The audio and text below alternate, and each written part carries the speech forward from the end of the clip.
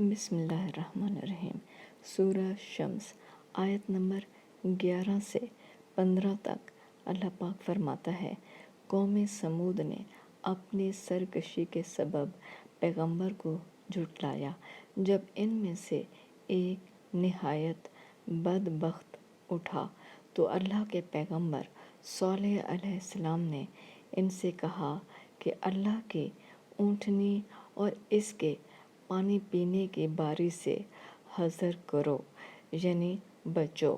مگر انہوں نے پیغمبر کو جھٹلایا اور اونٹنی کی کونچیں کاٹ دیں تو اللہ نے ان کے گناہ کے سبب ان پر عذاب نازل کیا اور سب کو ہلاک کر کے برابر کر دیا، اور اس کو ان کے بدلہ لینے کا کچھ بھی ڈر نہیں۔